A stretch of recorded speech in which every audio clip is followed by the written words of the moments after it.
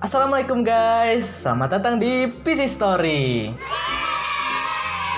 Kalian tahu nggak sih, dahulu setelah kemerdekaan Indonesia, Belanda ingin pernah mencoba merebut kembali bangsa Indonesia. Kalian ingin tahu kronologinya? Tapi sebelum itu, kalian akan ditemani dengan teman-teman saya yang akan menemani Anda dalam 5 menit ke depan. Yaitu ada ini,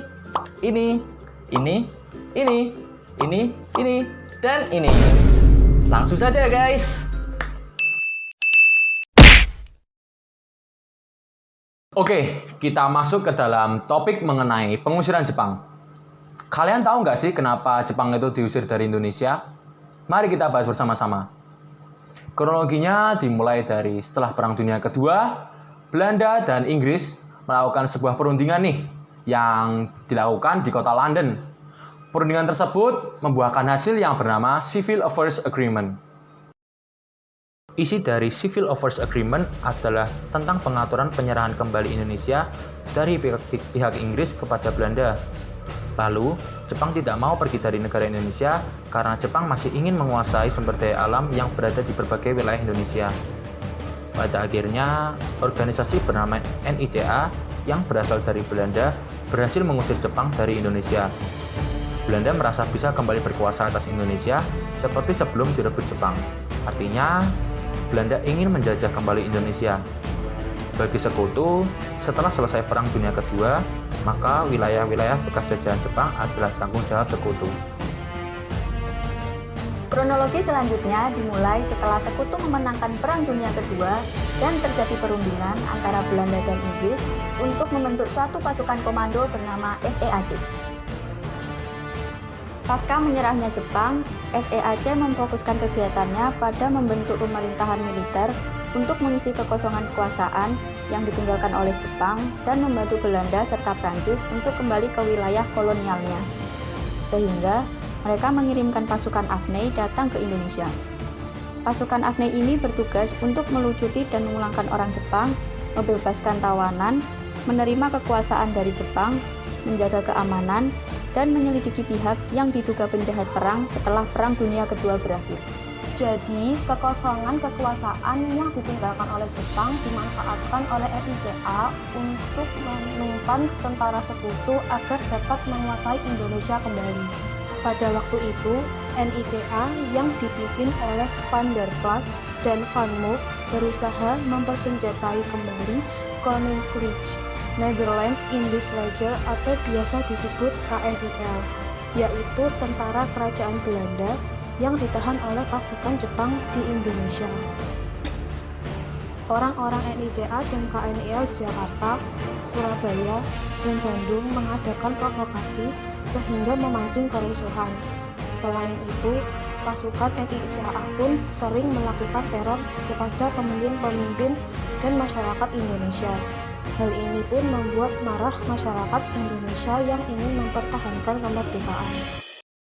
Kronologi selanjutnya terjadi pada tanggal 20 Juli 1947 ketika Van Mook menyatakan bahwa Belanda tidak terikat lagi pada hasil perundingan Linggarjati. Nah, terjadi perbedaan penafsiran antara pihak Belanda dan Indonesia mengenai isi perjanjian Linggarjati. Belanda menganggap pengakuan de facto wilayah Indonesia tidak dapat membuat Indonesia melakukan hubungan luar negeri dengan negara lain. Selain itu, wilayah-wilayah di luar Sumatera, Jawa, dan Madura dapat dikuasai oleh Belanda. Pada tanggal 21 Juli 1947, Belanda melakukan serangan terhadap wilayah-wilayah yang dikuasai oleh Indonesia. Serangan itu disebut agresi militer 1. Tujuan dari agresi militer 1 adalah merebut wilayah-wilayah Indonesia yang kaya sumber daya alam. Dewan Keamanan PBB langsung merespon dengan mengeluarkan resolusi yang isinya menyerukan agar konflik bersenjata dihentikan. Nah, pada tanggal 29 Agustus 1947, Belanda membuat garis demarkasi Van Mook yang menyebabkan wilayah Indonesia hanya sepertiga wilayah Pulau Jawa, meliputi wilayah Jawa Tengah bagian timur yang sudah dikurangi pelabuhan dan wilayah lautnya. Nah, 1 tahun kemudian setelah agresi militer 1 gagal, Belanda mencoba untuk menyerang Indonesia kembali.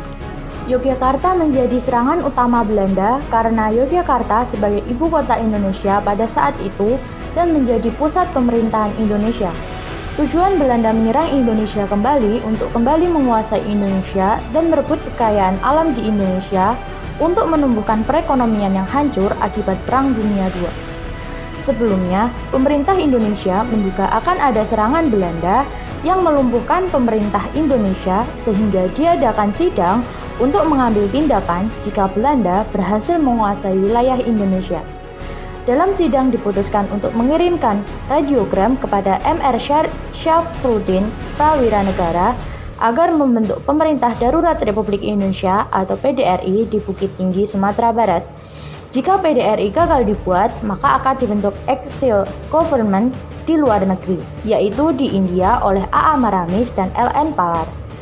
Rencana ini tidak jadi dilakukan karena PDRI telah berhasil membentuk pemerintah sementara pada tanggal 22 Desember 1948. Serangan umum 1 Maret tahun 1949 diperlihatkan oleh Sri Sultan Hamengkubuwono yang ke-9 dan diperintahkan oleh Jenderal Sudirman, disetujui oleh Soekarno dan Mohatta. Serangan umum 1 Maret merupakan respon atas agresi militer Belanda kedua. Peristiwa ini berawal dari pendudukan Belanda terhadap Yogyakarta yang berstatus sebagai ibu kota negara Indonesia di saat itu. Pada pula, ibu kota negara dipindah dari Jakarta karena situasi yang tidak aman setelah proklamasi kemerdekaan Indonesia. Jelang serangan umum 1 Maret, situasi Yogyakarta sebagai ibu kota sangat tidak kondusif, dan saat itu Belanda menyebarkan propaganda ke dunia internasional bahwa Republik Indonesia sudah hancur dan tentara Indonesia sudah tidak ada. Tidak terima dengan pernyataan itu, pasukan yang terdiri dari TNI dan rakyat pun mengingkir ke bukit, lembah, dan pelosok untuk menyusun rencana serangan balik terhadap tentara Belanda. Oke, jadi bagaimana guys? Perjuangan dari bangsa Indonesia kita keren kan? Bayangkan saja jika tidak ada perlawanan dari para pejuang kala itu. Oleh karena itu, kita harus menjunjung tinggi NKRI dan menghormati jasa para pahlawan yang telah mendahului kita.